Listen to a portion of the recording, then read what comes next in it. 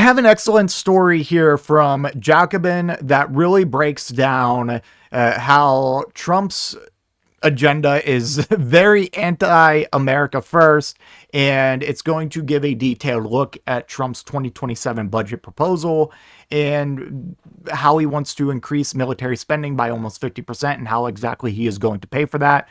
I haven't really read Jacobin before, but this article was kind of something special. The best comparison I can make here is they seem like the Daily Beast, but with actual facts instead of just outrage baiting. Yes, I kind of hate the Daily Beast, but I recognize they're like a necessary evil to this. They're like a counterbalance to Fox News, basically. It takes that unapologetic anti-Trump tone and actually backs it up, basically, is what Jacobin is. Anyways, love this article. Trump is robbing you to pay for his dumb war. Trump is peering over the edge of an electoral cliff come November, with the likely possibility that he drags the country and world into a completely avoidable and self-made economic crisis before then, all as the public seethes over his neglect of their core concern of affordability. Which, remember when Trump, like just a few months ago, was like, affordability, it's a made up thing, it's a Democratic hoax. No one cares about affordability. What the hell? It's hard to see how the president could make this any worse for himself, but his crack team has found a way to pull it off. The Trump administration's next genius move: make even deeper cuts to domestic programs to funnel even more obscene amounts of taxpayer money into this idiotic war. Trump's 2027 budget request, cooked up by his Office of Management and Budget Director, lifelong anti-government zealot Russell Vogt. And no, it's not Vought, unfortunately, like the boys, but, you know, it's Vogt, unfortunately. Close enough, though. Envisions a massive 44% hike in military spending, taking the defense budget to a hard-to-believe $1.5 trillion. With Trump's near-trillion-dollar military budget last year, the United States was already spending more on the military than the next 9 of the world's biggest military spenders combined. But this increase would mean U.S. taxpayers will be footing the bill for a military budget that's more than double that of the next 5 countries combined. To underscore the absurdity, only 2 of these 5 are U.S. adversaries. And one of them, China, is only an adversary by our choice. We could definitely negotiate in good faith with China and good trade deals. Okay, China just wants to trade next. That's all they want. Don't deprive them of their right to trade next. Okay. To reach this cartoonish number, Trump plans to make further pitiless cuts to the domestic programs Americans rely on during this period of runaway cost of living, accounting to a 10% cut to non-war agencies. Here's just some of what Trump and Vogt are planning. Ending a $4 billion program to helping low-income people afford their energy bills, just as Trump is set to make those bills skyrocket. And he's doing that by, of course, increasing oil prices with this illegal offensive immoral war, cutting any green new energy projects we had, having all these data centers pop up that use enormous amounts of energy that we, the taxpayer living in the vicinity of them, have to pay. By that same token, cutting tens of millions of dollars worth of renewable energy programs, which elsewhere in the world are helping countries weather the spike in fossil fuel prices, eliminating nearly $400 million for homeless assistance and another $529 million for assistance to poor or homeless people who have HIV, specifically cutting $234 million to steer worker protection agencies away from what the budget document calls harsh penalties on employers who cheat and steal from their workers. Killing $4.2 billion of funding for electric vehicle chargers to make it as inconvenient as possible to switch from a gas guzzler while Trump sends pump prices soaring. Enduring nearly $500 million of funding for public transit, or ending nearly $500 million of funding for public transit, which the country's feeling the effects of Trump's wars earliest and desperate, asking their citizens to use more in the face of looming fuel shortages.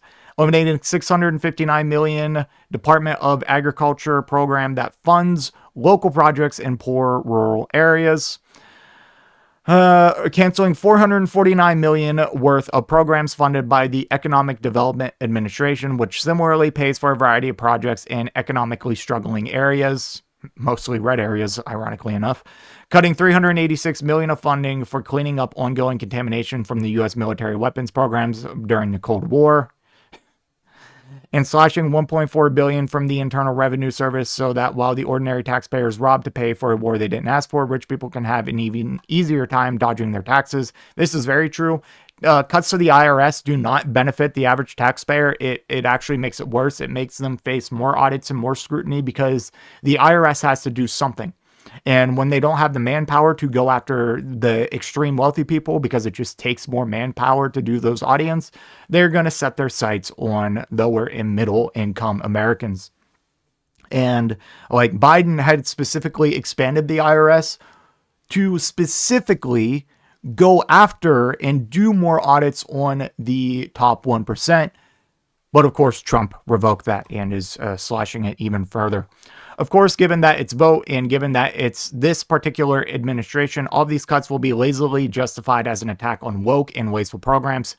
That is so true, man. The same reasoning they use to disingenuously and pointlessly put hundreds of thousands of people out of work, make it harder to get your Social Security benefits, and slash Medicaid and food stamps, to name a few, but the majority of Americans who aren't easily distracted by the shiny objects Trump and votes anti-woke buzzwords, most of this is not going to sound very appealing. Besides the fact that this is essentially a political suicide note in budget form, which the big beautiful bill also was, there is also the fact that Trump's own Secretary of State, Marco Rubio, just pointed to the exact kind of thing as a prime example of the Iranian regime's own villainy. I'm so glad they brought this up while putting it in context of all these other cuts that they're proposing and have already done. Imagine, this was a legendary quote by Rubio. Imagine in Iran that instead of spending their wealth, billions of dollars supporting terrorists or weapons, had spent that money on helping the people of Iran. How do you sleep at night, Marco Rubio? How you say that? By the way, Iran's military budget is like 10, maybe $15 billion max. Ours about to be 1.5 trillion. You want to talk about like maybe you should spend it at home? We have over 700,000 homeless people. We have 60,000 people before the big beautiful bill cuts that died every year due to lack of affordable healthcare access. The minimum wage is still $7.25 an hour.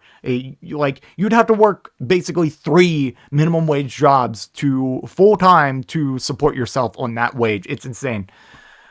And of course, I'm glad they bring this up too. We're fighting. This is from Trump. He had a great interview. We covered this where he just blurted out like the quiet part out loud. We're fighting wars. We can't take care of daycare. It's not possible for us to take care of daycare, Medicaid, Medicare, all these individual things. They can do it on a state basis. You can't do it on federal. We have to take care of one thing: military protection. Like, as MAGA, how is this not the, like, out of everything else? I mean, I don't know how you haven't woken up by now, but how do you not read this and be like, excuse you, but no, they're all going to fall in line, and I'm sure I'll have a couple of them, or depending on where this blows up in the algorithm, if it does, a dozen of them saying like, oh, no, you don't understand, bro. This is actually really good. Iran was going to nuke us like 2-3 days ago. After all that, Trump has become the most over-the-top caricature of the indulgent warmongers he once pretended to despise, not someone who prioritizes endlessly bombing random countries over Americans' well-being, but someone actively and eagerly prepared to make Americans' lives even worse and more expensive so he can do it with abandon. It's a project he and his team are so committed to, it seems they'll happily steer headfirst into political oblivion to keep it going. Yeah, this is the stuff that makes me so scared. It's like they're not acting like they're ever going to have elections again, or they're going to have to worry about electability. Like they're just going full steam ahead off a cliff. But like it's almost like they know that there's not going to be elections and they don't have to worry about what the people think. But anyways, remember this proposal. Anytime you hear a politician say, especially a Republican, how are we going to pay for it? We can't afford single payer healthcare, new infrastructure, free college, any of that. Like we have 100% the capability and the capacity to build quite literally a utopia here in some sorts. Like we could have free healthcare, we could have free higher education, we could have a livable minimum wage, we could have the best roads in the world, the fastest high-speed rail in the world. Right now we have zero, because there are countries that already do all of these things, if not at least a couple of these things, and they have much smaller economies, and in some cases, like China, have a far larger population to serve, but they're still able to do it. Like, what is our excuse? We don't have one except for corruption and greed. Like, we have a bunch of corrupt, bought-off politicians who just want to instigate culture wars within the working class so they don't actually band together and demand actual good things for the average American working class. Like, they always throw this culture war nonsense like, no. We can't do this because immigrants are defrauding our welfare system.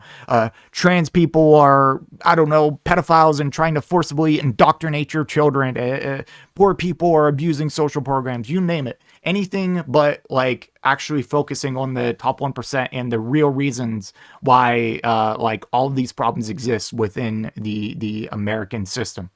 But anyways, that's all I have for this one. Let me know what you think in the comment section down below, and I will see you in the next one. If you made it to this point in the video, I just want to give a special thank you. If you enjoyed it, please hit that like button down below, and if you really enjoyed it, maybe consider hitting that subscribe button while you're down there.